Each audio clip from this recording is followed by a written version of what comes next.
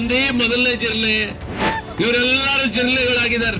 ಮನೆಯಲ್ಲಿ ಜಿರ್ಲೆ ಬಂತು ಅಂದ್ರೆ ಹೆಣ್ಮಕ್ಳು ಮಾಡೋ ಮೊದಲನೇ ಕೆಲಸ ಕಸ್ಮರ್ಗೆ ಕೈ ತಗತ್ತಾರೆ.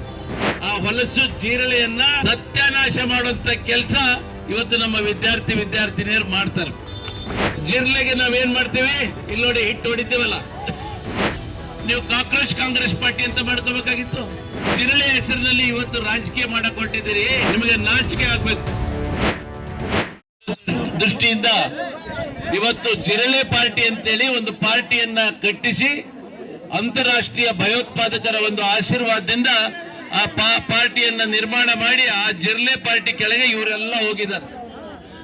ಇವ್ರಿಗೆ ತಾಕತ್ತಿದ್ರೆ, ರಾಜೀವ್ ಗಾಂಧಿಗೆ ತಾಕತ್ತಿದ್ರೆ, ರಾಹುಲ್ ಗಾಂಧಿಗೆ, DMK ಸ್ಟಾಲಿನ್ಗೆ ತಾಕತ್ತಿದ್ರೆ, ಮಮತಾ ಬ್ಯಾನರ್ಜಿಗೆ ತಾಕತ್ತಿದ್ರೆ, ಅರವಿಂದ್ ಕೇಜ್ರಿವಾಲ್ ತಾಕತ್ತಿದ್ರೆ, ಅಖಿಲೇಶ್ ಯಾದವ್ ತಾಕತ್ತಿದ್ರೆ, ನಿಮ್ಮ ಪಕ್ಷಗಳ ಹೆಸರು ಮೇಲೆ ಮಾಡಿ, ನಿಮ್ಮ ಪಕ್ಷಗಳ ಹೆಸರು ಮೇಲೆ ಮಾಡಿ.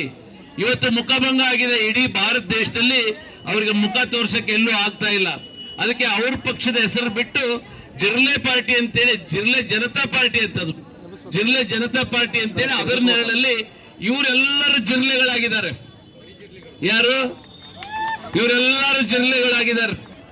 ರಾಹುಲ್ ಗಾಂಧಿ ಮೊದಲನೇ ಜಿರ್ಲೆ, ಪ್ರಿಯಾಂಕಾ ಗಾಂಧಿ, ಮಮತಾ ಬ್ಯಾನರ್ಜಿ, ಅಖಿಲೇಶ್ ಯಾದವ್, ಸ್ಟಾಲಿನ್ ಇವರೆಲ್ಲ ಜಿರ್ಲೆಗಳಾಗಿ ಇವತ್ತು ಅಪಪ್ರಚಾರವನ್ನ ಮಾಡುವಂತ ಕೆಲಸ ಮಾಡ್ತಾರೆ. ಜಿರ್ಲೆಗೆ ನಾವೇನ್ ಮಾಡ್ತೀವಿ, ಇಲ್ಲಿ ನೋಡಿ ಹಿಟ್ಟು ಹೊಡಿತೀವಲ್ಲ, ಮನೆಯಲ್ಲಿ ಜಿರ್ಲೆ ಬಂತು ಅಂದ್ರೆ ಹೆಣ್ಮಕ್ಳು ಮಾಡೋ ಮೊದಲನೇ ಕೆಲಸ ಕಸ್ಮರ್ಗೆ ಕೈ ತಗತ್ತಾರೆ. ಹೌದೇನಮ್ಮ? ಕಸ್ಮರ್ಗೆ ತಗೊಂಡು ಏನ್ ಮಾಡ್ತೀವಿ, ಜಿರ್ಲೆ ಹೊಡೆದಾಕ್ತಿವಿ. ಯಾಕೆಂದ್ರೆ ಜಿರ್ಲೆ ಹೊಲಸು ಮಾಡ್ತದೆ ಅಂತ. ಇವತ್ತು ಅದಕ್ಕೆ ಹಿಟ್ ಅಂತ ಬಂದಿದೆ, ಅದಕ್ಕೆ ಇನ್ನೊಂದು ಮಾರ್ಟಿನ್ ಅಂತಾನು ಬಂದಿದೆ. ಆ ಹಿಟ್ಟು ಮಾರ್ಟಿನ್ ನಮ್ಮ ಕಡೆ ಇದೆ, ನಮ್ಮ ದೇಶದ ಯುವಕರ ಕಡೆ ಇದೆ, ನಮ್ಮ ದೇಶದ ಯುವಕ ಯುವತಿಯರಲ್ಲಿ, ವಿದ್ಯಾರ್ಥಿನಿಯರಲ್ಲಿದೆ. ಆ ಹೊಲಸು ಜಿರಳೆಯನ್ನ ಸತ್ಯಾನಾಶ ಮಾಡುವಂತ ಕೆಲಸ ಇವತ್ತು ನಮ್ಮ ವಿದ್ಯಾರ್ಥಿನಿಯರು ಮಾಡ್ತಾರೆ.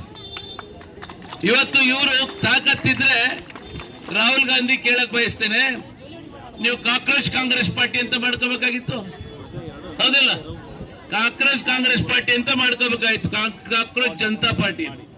ನೀವು ಕಾಕ್ರೋಚ್ ತೃಣಮೂಲ ಕಾಂಗ್ರೆಸ್ ಅಂತ ಮಾಡಬೇಕಾಗಿತ್ತು ಮಮತಾ ಬ್ಯಾನರ್ಜಿ. ಕಾಕ್ರೋಚ್ ಸಮಾಜವಾದಿ ಪಾರ್ಟಿ ಅಂತ ಮಾಡಬೇಕಾಗಿತ್ತು. ಕಾಕ್ರೋಚ್ ಆಮ್ ಆದ್ಮಿ ಪಾರ್ಟಿ ಅಂತ ಮಾಡಬೇಕಾಗಿತ್ತು. ಕಾಕ್ರೋಚ್ DMK ಪಾರ್ಟಿ ಅಂತ ಮಾಡಬೇಕಾಗಿತ್ತು. ಆದ್ರೆ ನಿಮಗೆ ಯಾರಿಗೂ ಇವತ್ತು ಮುಖ ತೋರ್ಸಂತ ಯೋಗ್ಯತೆ ಈ ದೇಶದಲ್ಲಿ ಜನ ಕಿತ್ತಾಕಿದ್ದಾರೆ. ಅದಕ್ಕೆ ಜಿರಳೆ ಹೆಸರಿನಲ್ಲಿ ಇವತ್ತು ರಾಜಕೀಯ ಮಾಡಕ್ ಹೊರಟಿದ್ದೀರಿ, ನಿಮಗೆ ನಾಚಿಕೆ ಆಗ್ಬೇಕು.